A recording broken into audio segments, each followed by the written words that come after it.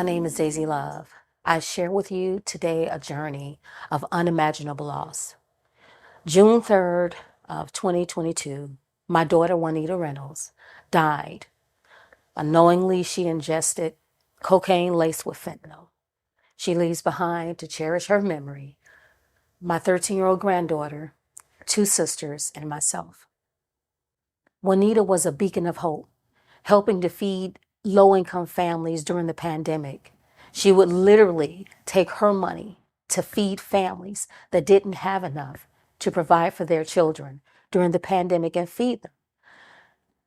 I am inspired today by her journey, by her passion to serve and help other people to get through difficult times using love and compassion. In losing Juanita, I never imagined anything in my life like this would ever happen. I never prepared for it. What mother does? What parent prepares to lose their adult child? You're preparing for them to go on and have a family and be successful and prosperous in life. But that wasn't my journey.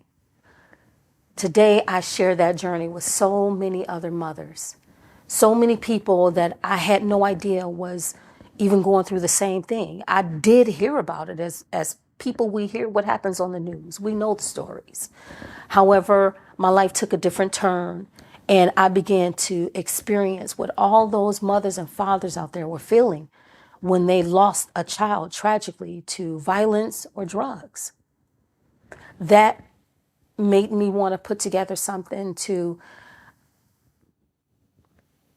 be able to share my journey with other mothers and other fathers, to know that together we can come together to stop the heartbreak, to stop such sadness, to stop, create a way to make change going forward for our children that remain and our grandchildren. There's so many mothers like me that are raising our grandchildren due to this type of loss. Coming together as a community, as mothers, I truly believe that we can make a difference by sharing our stories of loss, by sharing the lives of the children that were lost, and be a beacon to those in our community that are grieving, that are going through the same experience and have no one to talk to. I'd like for us as mothers to come together to share our children's story, post a video, share their picture, be the face of your child. As mothers, we can come together and share our pain. This pain is a unique pain. Unlike anyone else's, we have that loss that is a heart loss. I know when I lost my daughter, I felt like it was the end. I was dying. And I didn't have a way to come back. Prayers were the thing that got me from day one to day two to being here to be able to speak to you today. You're not alone. Your courage and uniqueness and your resilience matters. Together, let us ignite change to ensure that no mother has to go through this alone. Coming together as a community to help heal, to help mend, to help create solutions. Join me in making a difference. Share your stories. Let our collective voices make a difference so that we make change throughout the world. All right, so what was your inspiration to launch this company? Well, basically, the fact that Detroit has over 400,000 people that are in the low income bracket, and that thinking about, what's going on within those neighborhoods, those very same low income neighborhoods, these families, and also senior citizens that are, in these same neighborhoods, and how growing up in those same neighborhoods and how there's barely any, if at all, neighborhood fresh markets where it's fresh produce and the meats are clean, meaning raised correctly, humanely as possible,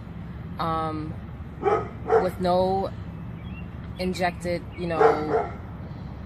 other steroids or any GMO, any of that.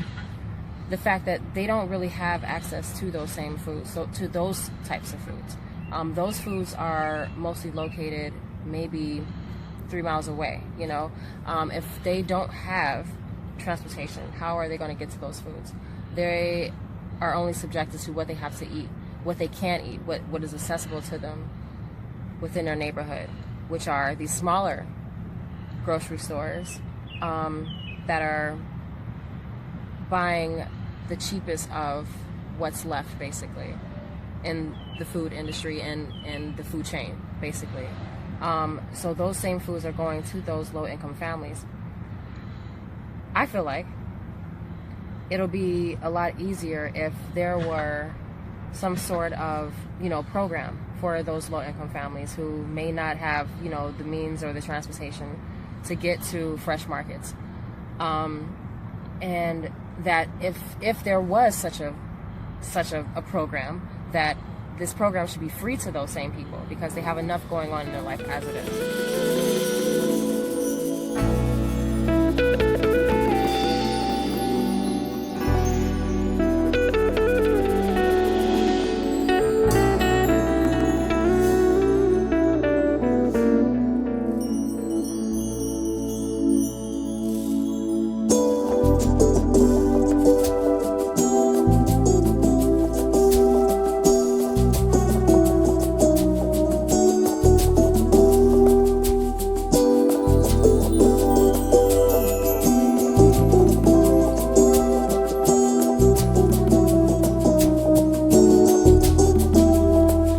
Blood will flow when flesh and steel are one, drying in the color of the evening sun.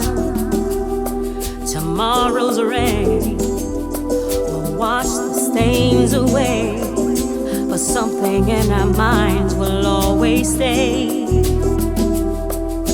Perhaps this final act was meant to clinch a lifetime's argument, that nothing comes from violence and nothing ever could. For all of those born beneath an angry star, lest we forget how fragile we are.